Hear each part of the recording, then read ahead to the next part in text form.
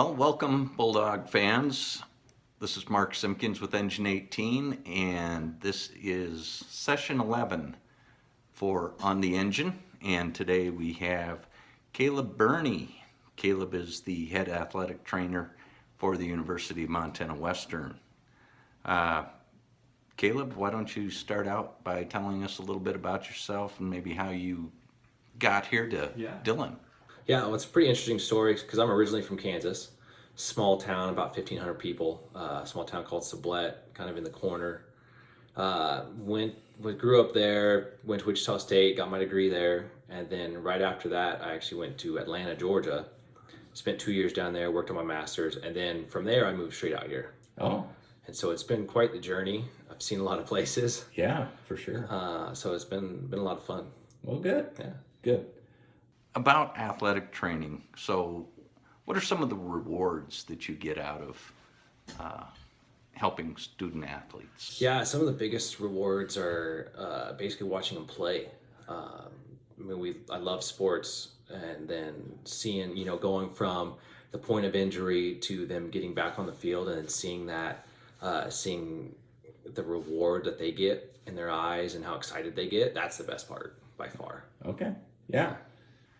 I know you've taken care of my sons, A few times.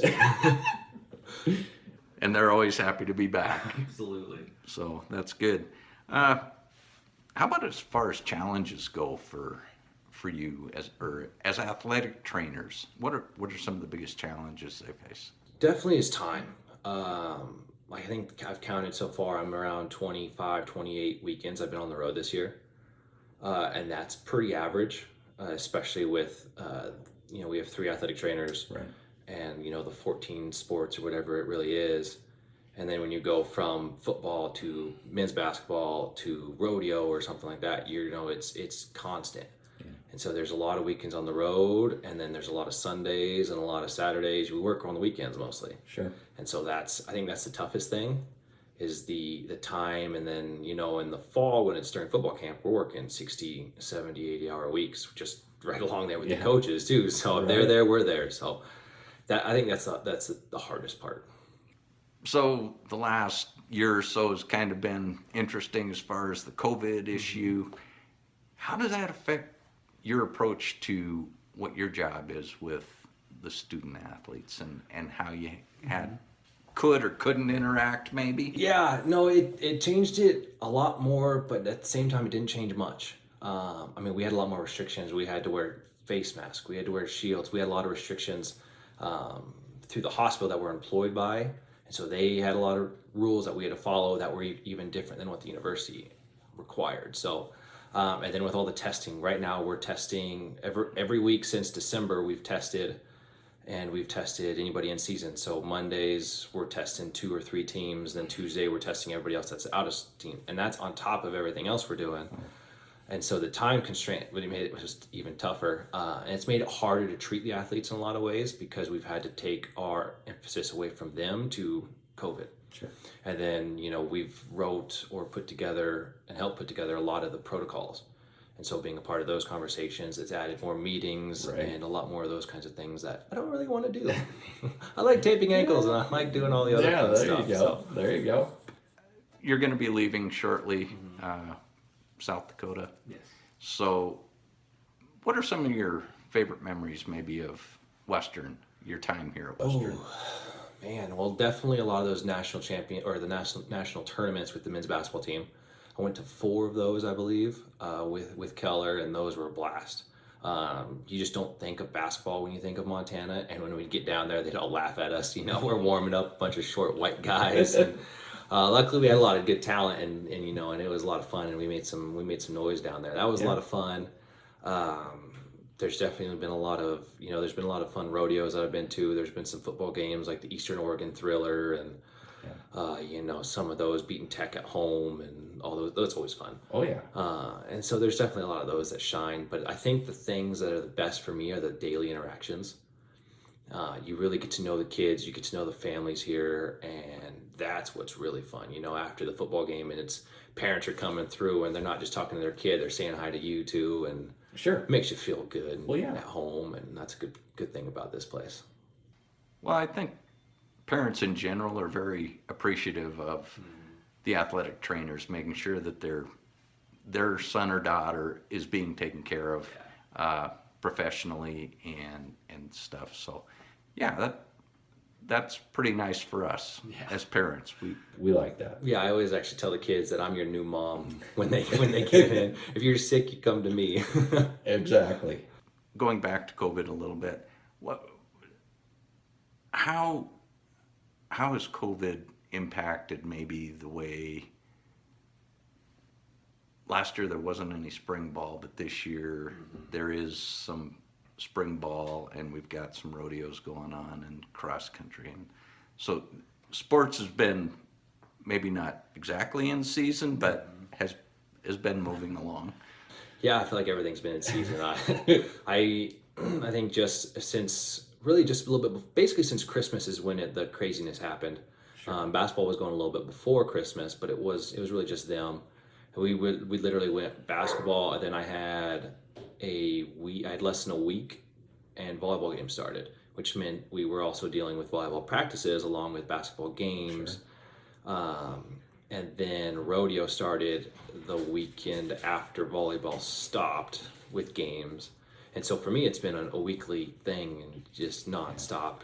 And then you're adding football practices in, and then with COVID, and we got to get all those teams ready, but we also have to stay this 3 to 6 feet apart. Yeah. And so we've had to really change how we approach that, where we use the gyms, we've used other rooms just to tape. When you've got to tape 60 football players, exactly. But at the same time, volleyball and a basketball team are going to go to practice, you got to get a little creative. Yeah. And so that's been the biggest strain on us too, for sure. Yeah. Okay. So I'm going to wrap up my section of this. Some quick responses. Your favorite food here? Favorite food is by far it's Max, and it's the Bourbon River Burger. Yeah. Music. Ooh, I'm a country music fan, but I'm also a classic fan. I listen to everything, honestly. Like I'm a big Kip Moore fan, but I also listen to Miles Davis. Sure. Grew up listening to Skinner, still do. I think I like to do a lot of history lessons in the clinic when we play music. Oh yeah. A lot of Van Morrison, a lot of things like that. So I have a wide range, but I'd stick to country and rock. Good. Favorite outdoor activity? I mean, it's probably hiking. Okay. Yeah, really gotten into hiking, especially out here. I mean, growing up in Kansas, you go for a hike that's walking down the street. Right. So I've really gotten into that out here, which has been a lot of fun. Yeah, well, you're not going to get a lot of hiking in South Dakota. Oh, I do. Oh, really? I'm still in the hills. Oh, okay. Yeah, so we lucked out. I wouldn't go any further east, but we're just right in the Black Hills, right on the edge of it. So we're about 30 miles from Mount Rushmore. Okay. So yeah. Nice. Oh yeah. That'll be good. Yeah. All right. Well, thank you, Caleb. Yeah. Good luck on your I appreciate new that. adventure. Yeah. Thank you so much. You bet. All right, Caleb, how are you? We'll start off. Janelle has some questions for you. So, first question. When most of us were in school, we called our sports medicine providers trainers, or doc. How do you explain the importance of using the term athletic trainer? Janelle. Janelle. Athletic trainer is also a term of respect in a lot of ways. There's so many people out there that use the word trainer. But the problem is you can be a horse trainer, you can be a trainer of IT, you can be a trainer for just about anything. And you can also be a personal trainer, and that's where a lot of the misconceptions happen. We aren't just personal trainers. We're actual healthcare professionals, and we do a lot more of everything else. We're doing first aid, we're doing post ACL rehab, we're doing everything you can imagine, it seems like. So not take anything away from the personal trainers or anything like that, but it's just we're different, and so it's a really good way to determine what we really are. During a typical year, what are the day-to-day tasks and duties of athletic trainers at Montana Western? Yeah, so I usually I usually get to work, and I start with a lot of my notes and emails. We write notes on everything that we do, from STEM, ICE to the rehab and all the protocols we go through. So I get caught up on a lot of those. And then we open our clinic right around 10 o'clock. And from then we're starting to do all the things that I just wrote the notes on. So, we're doing more ice and more stim and a lot of rehabs. We're really big with rehab here. And so we're not the typical, oh, here's some ice and ibuprofen, good luck, go from there. So we do a lot of rehabs because our biggest thing is getting kids stronger. And a lot of it is even preventing the more injury. So kids will even come in without being injured. And also, so then we go to lunch, and then we get back after lunch, and then we get back right back into the exact same thing. So around 1:30 to 2:30, again, we're doing more rehabs. We're doing more things to get the kids ready for practice. And then at 3:30 or 2:30, we start actually taping. And, kids will come in, heat up, stretch, foam roll. Some will even do more exercises then, just to kind of get all the muscles firing is kind of the term we use. It gets them ready to go. And then we start taping. We'll tape for about an hour, and then the kids go out to practice, and we go out to practice with them. And then after that, usually around 5:30, 6 o'clock, we come back in, we ice them down, do any evals that might have happened during practice, and then we write some more notes, and then we go home. So usually I get home around 7 o'clock at night these days, especially during most seasons, and then repeat the next day. What are the biggest changes you've been a part of during your time at athletic trainer at Western? I think one of the biggest ones was us switching to the medical model. The medical model is the athletic trainers being employed by a hospital. When I first got here, we were actually employed by the university, which means you're kind of treated as an assistant coach in a lot of ways. So not great sometimes, in some of those things. I've been there. But the medical model is a way that athletic trainers are actually evaluated by a healthcare professional instead of, an athletic director or a coach. They don't really know how to, do a lot of the healthcare aspects of our job, and so they shouldn't be the ones having to evaluate us. And so with being evaluated by a healthcare professional, one, it makes us better because then we can actually better ourselves, but then it also makes the pay is usually a bit better coming out of a hospital and things like that. That was probably the biggest thing for us is, getting paid a little bit better, you're going to see a little bit more retention. Okay, what will be the biggest challenge as you transition to your new position? Well, the biggest challenge is starting something new. I'm very comfortable here at Western, and it's very easy to come to work. I know what to expect. I think going to a D2 school there's going to be a lot more different things I've got to do because the NCAA has a lot more rules than the NAIA does. But I think for the most part, it's just going to be the size of the school, and then they're also a tech school, so I got to get a little bit smarter there. There's a bunch of Big Bang Theory kids that walk around on that campus. So I hate seeing them go to a tech school. But yeah, so I think most of it's just going to be that is just being in a different environment and having to get it to the environment I want it to be and change the culture over there. What has been the most rewarding aspect of your work at Western?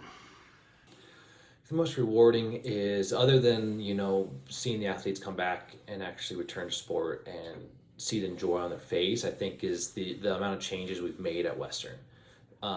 Starting with Dave Kendall was a great athletic trainer, and then going to Janelle, and then Russ, and then Kara, and then me. I think that's basically about the order. I think there's one more in there too.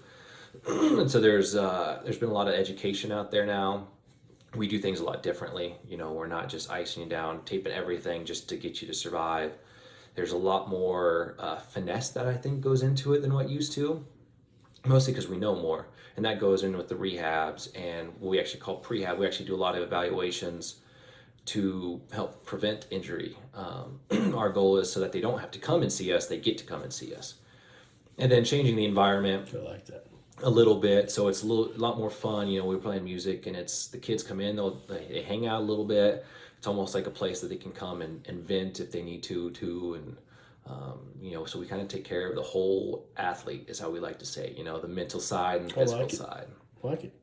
We're not going to be here forever, and you want to leave it better than you found it.